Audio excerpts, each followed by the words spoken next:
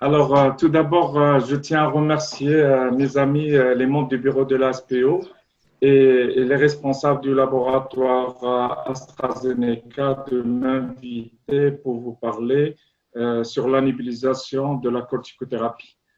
Il faut dire d'abord que ce symposium est soutenu par le laboratoire AstraZeneca en partenariat avec l'ASPO et je vous remercie énormément le laboratoire qui soutient toujours l'ASPO dans la formation médicale continue. Je précise que je n'ai pas reçu une rémunération provenant du laboratoire directement ou indirectement pour animer ce symposium. Alors, tout d'abord, comme je vous ai dit, s'il vous plaît, essayez d'installer le VVox dans votre smartphone parce qu'on va procéder tout de suite au cas clinique. Vous allez répondre à travers le VVox. Alors, tout d'abord, c'est quoi la nébulisation? En fait, on va préparer une solution liquide. Donc, on va la transformer en aérosol. Et c'est ça, c'est ça la nébulisation. Pourquoi la nébulisation? Parce qu'elle a prouvé que ça permet d'administrer rapidement, directement au niveau des voies respiratoires inférieures de l'enfant le médicament avec même avec une faible coopération de l'enfant. Donc, ça permet de rentrer, elle a une plus grande efficacité, elle a une action beaucoup plus rapide. Et d'ailleurs, on voit facilement au niveau des urgences, dès qu'on commence la nébulisation, l'enfant, il s'améliore rapidement. Et surtout aussi, c'est qu'il n'y a pas de, on va dire, il n'y a pas d'effets secondaires pratiquement. Il y a très peu d'effets secondaires. Donc, s'il vous plaît, donc maintenant, on va procéder au cas clinique et si vous avez c'est-à-dire prenez note comme ça, on peut pour avancer. Alors c'est Yasmina qui est âgée de 30 mois qui consulte pour des bronchiolites à répétition. Donc, c'est une fille unique d'un couple jeune. La mère est asthmatique. Elle est gardée en crèche parce que sa mère travaille. Son père, il est tabagique. Elle est née à terme. Elle est eutrophique. Elle est à jour de sa vaccination. Elle n'a pas d'antécédents d'atopie, notamment en matière d'eczéma ou d'allergie alimentaire. Donc, quand on l'histoire de la maladie, on va l'interroger. Donc, on a remarqué que cette fille a fait beaucoup de bronchiolites, en moyenne 7 bronchiolites en tout. La radiographie du thorax était normale et son médecin traitant l'a mise sous traitement de fond à raison d'une bouffée de bédisonide à 200 microgrammes deux fois par jour. Avec chambre d'inhalation, on a évoqué l'asthme. Mais malgré ce traitement de fond bien conduit pendant 6 mois, Yasmina garde une toux diurne, mais souvent nocturne. Elle tousse quand elle pleure. Donc, je vous laisse le temps juste pour retenir les données. Et quand on l'a examiné, donc on trouve un enfant qui est eutrophique, nourrisson eutrophique, avec une courbe stature-pondérale normale. Elle est apéritique, elle a un bon état général, elle n'est pas polypnéique, l'auscultation pulmonaire et cardiaque est normale. Et le reste de l'examen clinique, pratiquement, il était tout à fait normal. La question qui se pose. Alors, dans le VVox, vous voyez ici, vous avez le numéro, et quand vous lancez l'application, vous avez tapé le numéro 186 493 600. Donc, tapez ce numéro et essayez de répondre quel est le niveau de contrôle de l'asthme. Donc, cette fille, est-ce qu'elle a un asthme contrôlé, partiellement contrôlé, non contrôlé? Si vous ne le savez pas, vous dites je ne sais pas. C'est facile. Donc, une fois que vous avez lancé l'application, tout simplement, mettez, s'il vous plaît, le code du VVox 186 493 et 600. OK, on laisse quelques-uns répondre. Très bien, parfait. Alors, quand on voit vos réponses, qu'est-ce qu'on va voir? Alors, c'est partagé. Ce qui est sûr, c'est partagé entre asthme partiellement contrôlé ou non contrôlé. En fait, quand on veut évaluer le contrôle de l'asthme, c'est très simple. La bonne réponse, c'est asthme non contrôlé. Pourquoi? C'est très simple, c'est qu'on va prendre les paramètres de contrôle et GINA, pratiquement de 2019, pratiquement, il nous a vraiment simplifié le contrôle. C'est-à-dire, on va poser 4 questions. Est-ce qu'il présente, l'enfant, plutôt, il présente des symptômes transitoires, c'est-à-dire il tousse ou bien il a des sifflements, il gêne durant la journée. Donc, est-ce qu'il se réveille ou bien il tousse le soir à cause de l'asthme?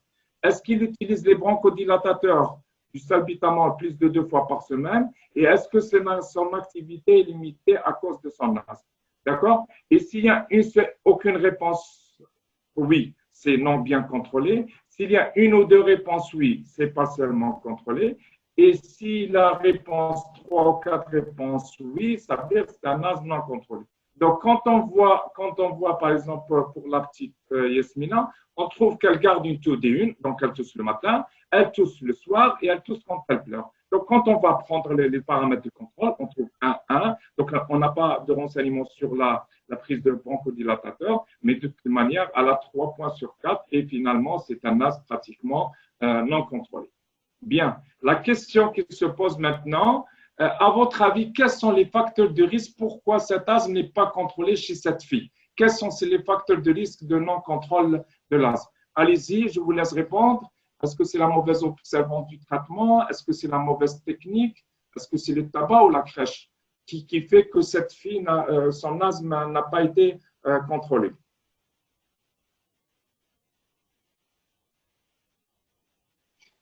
Répondez rapidement sans trop réfléchir. OK, parfait. Bien, la majorité, ils ont répondu, c'est très bien. Donc, on va voir vos réponses. Alors, vos réponses, on va voir, c'est que c'est partagé, c'est mauvaise observance, mauvaise technique, tabagisme. En fait, chaque fois que nous avons même un asthme non contrôlé, il faut toujours rechercher pourquoi cet asthme n'est pas contrôlé. Et pratiquement, même si elle vous dit, il y a une bonne observance, la maman, elle vous dit, oui, je le prends, toujours vous mettez en doute et vous n'allez pas la croire sur parole. Il faut poser certaines questions pour dire la même chose, pour rechercher réellement si elle observe son traitement, par exemple le nombre de flacons utilisés, etc. La mauvaise technique aussi, c'est une cause de non-contrôle de l'asthme. Tout ça, les bonnes réponses, normalement, vous devez avoir 100% pour toutes un enfant qui met au crèche, c'est un facteur de risque de non-contrôle. Pourquoi? Parce que c'est les virus qui déclenchent les exacerbations, ils sont inducteurs par pratiquement des exacerbations. Et c'est pour ça que Gina nous demande, c'est-à-dire de rechercher chaque fois qu'un enfant vient au stade de, c'est-à-dire en contrôle médical, on va rechercher, même s'il est contrôlé, on va rechercher les facteurs susceptibles de non-contrôle de l'asthme. Vous avez essentiellement la mauvaise observance, la mauvaise technique d'inhalation, mais aussi vous devez rechercher, par exemple, s'il y a une comorbidité. Imaginez un enfant qui a une rhinite allergique, si vous ne la prenez pas en charge, l'enfant risque de faire une exacerbation, par exemple. C'est un enfant qui a fait une exacerbation sévère dans l'année précédente. C'est un enfant qui est soumis au tabac, soumis au virus, il est dans une collectivité où il risque d'être infecté par les virus. C'est des facteurs de risque de non-contrôle de l'asthme. Ce que veut dire, c'est que même si vous avez un asthme contrôlé, vous allez dire aux parents, il risque de faire une exacerbation parce qu'il y a le tabagisme, parce que le père il fume, parce qu'il est en collectivité, parce qu'il est obèse ou bien parce qu'il ne prend pas son traitement de fond. C'est très important ça. Donc, et notre objectif, c'est quoi? C'est 2 choses. C'est de contrôler la maladie asthmatique, ça c'est clair.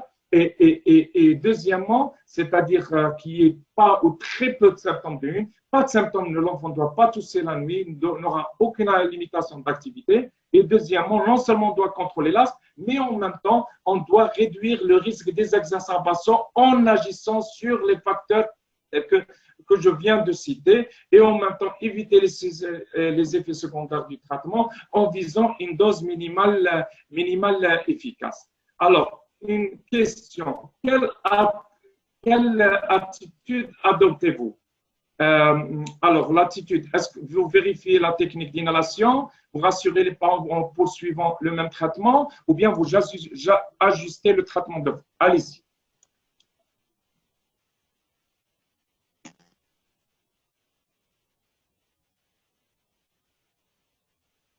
OK. On attend. Le dernier, c'est parfait. Bien. Alors, on va voir. Quelle est votre attitude? Toujours vérifier, c'est excellent. Toujours vérifier la technique d'inhalation. Maintenant, pour le traitement, c'est pratiquement, c'est partagé. Donc, plutôt, il y a quelques-uns qui vont poursuivre le traitement et un tiers, pratiquement, ils vont réajuster le traitement de fond.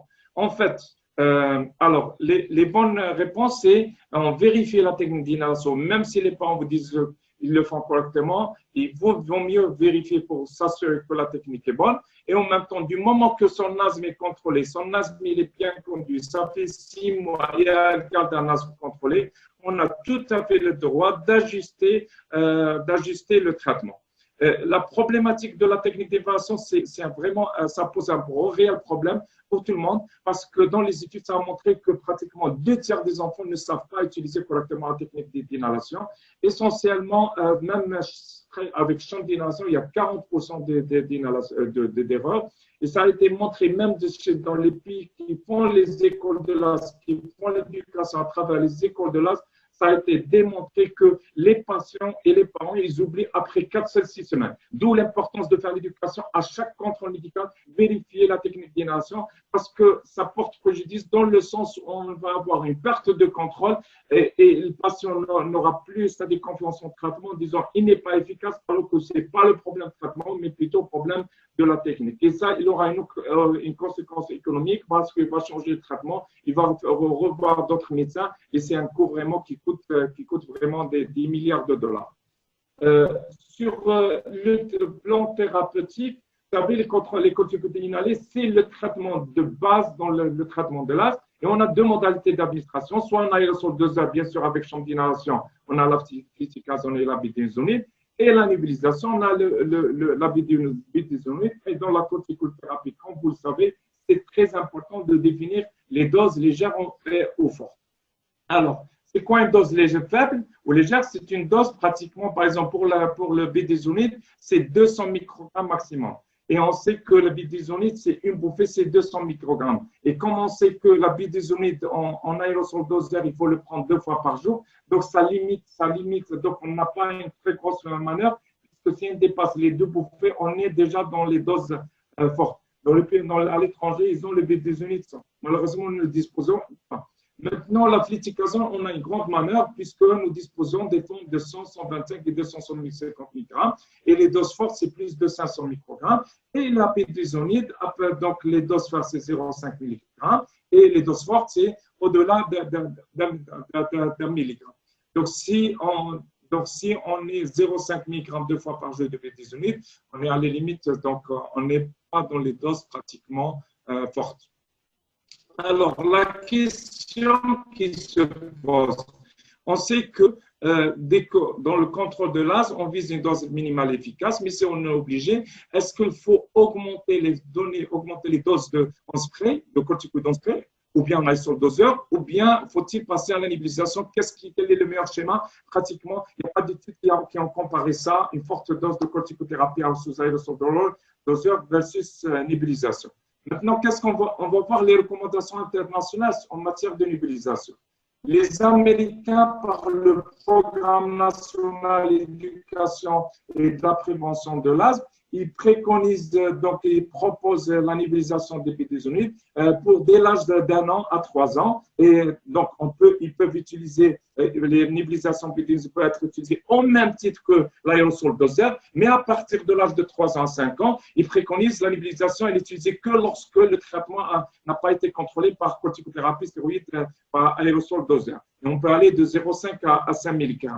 Et la FDA, c'est-à-dire l'administration qui est responsable de la sécurité des aliments et des médicaments, donc elle a autorisé la nébulisation jusqu'à l'âge de 8 ans, vu l'absence d'effets secondaires.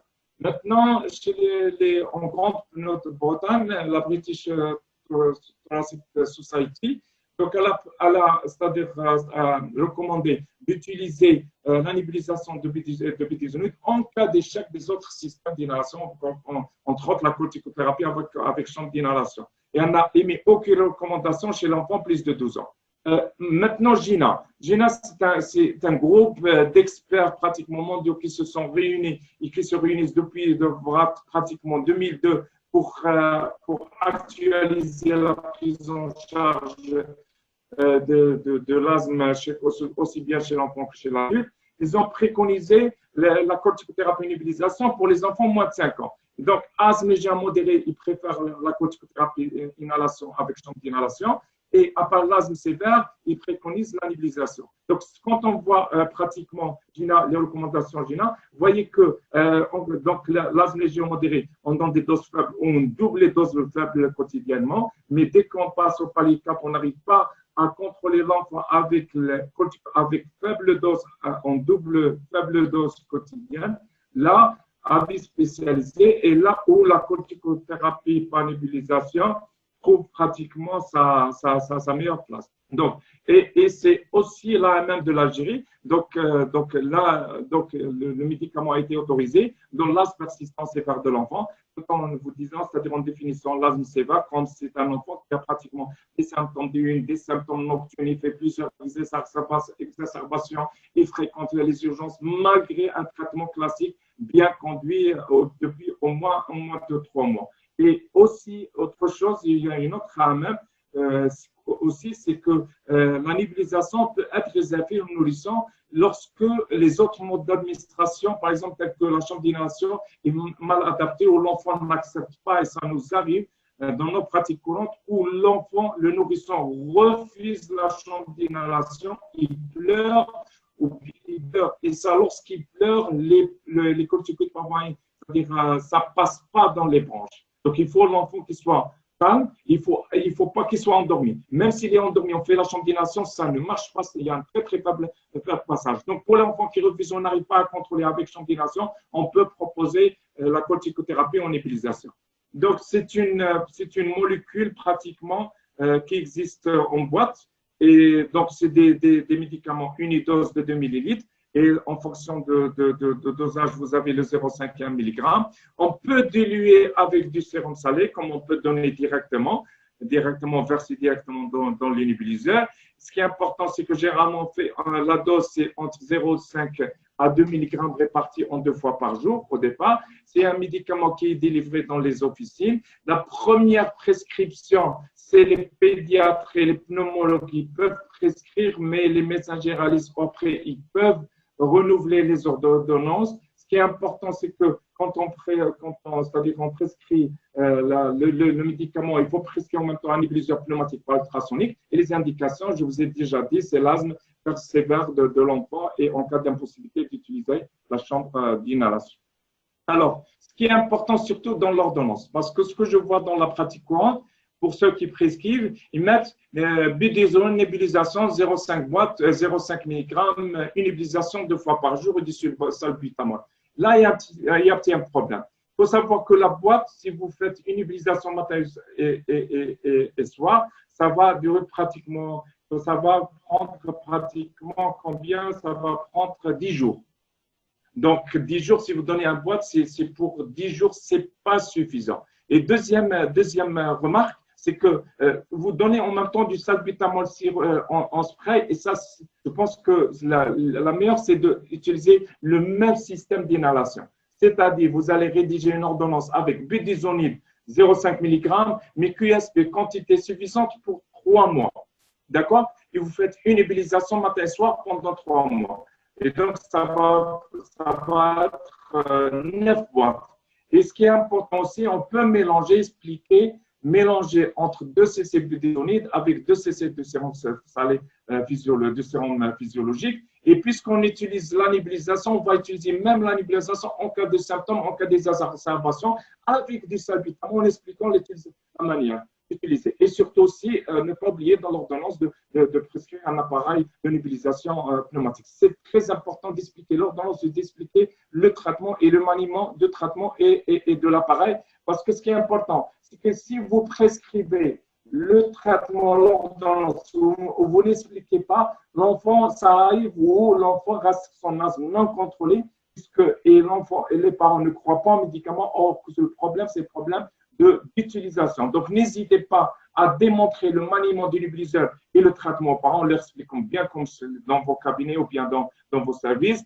Demandez à l'enfant de rincer sa bouche et le visage après chaque séance de nébulisation. Et ce qui est très important, même si les parents vous disent on sait faire utiliser la nébulisation, demandez de ramener l'appareil et vérifier l'état de l'appareil et vraiment si la technique a été faite correctement ou pas. Il y a toujours des surprises lorsqu'on fait ça. Ne pas oublier les mesures associées, c'est très important en matière d'éviction du tabac, éviction de l'allergène, éviction c'est-à-dire l'exposition aux moisissures. Le vaccin antigrippal, il est, on va dire, recommandé pour tous les enfants asthmatiques à partir de l'âge de 6 mois. On donne une demi-dose à renouveler un mois après pour les enfants qui n'ont pas une primo-vaccination. Sinon, on fait une dose à partir de l'âge de 3 ans, on fait une dose chaque année et surtout aussi parler du mode de garde, c'est-à-dire mode de garde de l'enfant. Si l'enfant il crache, on va dire à le parent, si vous voulez que votre enfant asthmatique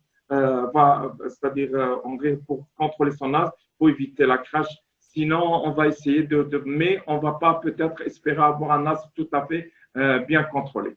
Donc, l'évolution. Vous avez admis l'enfant en nébulisation de corticothérapie, 0,5 mg 2 fois par jour de budesonide. Et il vient 3 mois après, au mois de janvier, quand vous allez l'interroger, il tousse la nuit, parfois la journée, il n'a pas fait d'exacerbation, il a pris 2 fois le salbutamol en nébulisation. Et le traitement, il est pareil bon, la technique de nébulisation est bien réalisée. La question, que décidez-vous? Est-ce que vous gardez le même traitement? Est-ce que vous réduisez le traitement? Est-ce que vous arrêtez complètement la nébulisation et passez à la chambre d'inhalation? Sinon, est-ce que, si vous ne savez pas, dites je ne sais pas. Allez-y.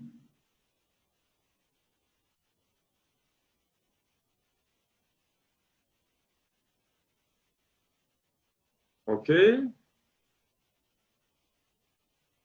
Il ne faut pas trop réfléchir, il faut c'est-à-dire répondre rapidement dans le sens où qu'est-ce que vous faites dans la littérature, dans la pratique courante plutôt, pardon. Alors, on va à votre réponse. Alors, c'est partagé.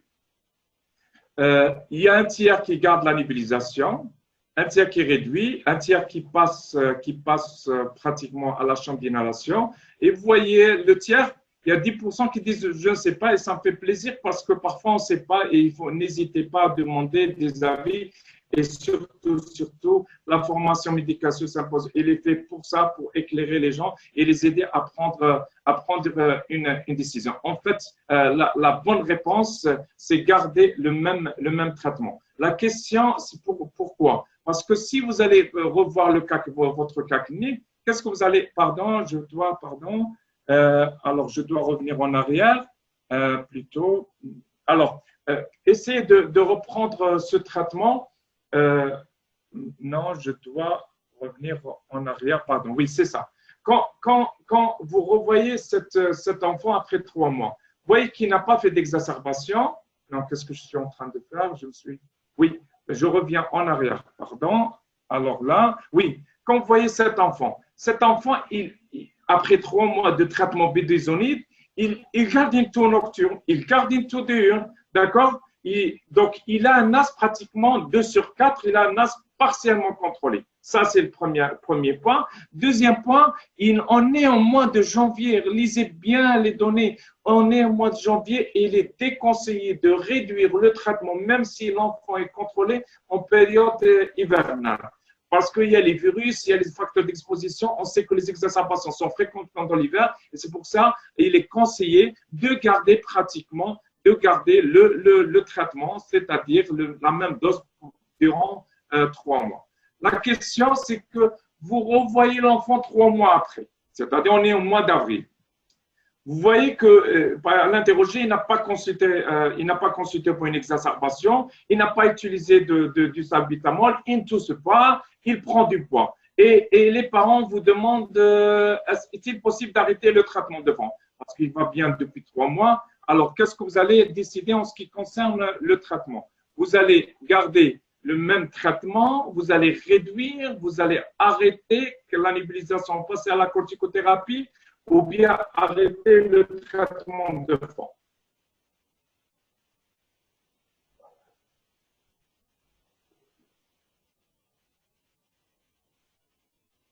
Oui,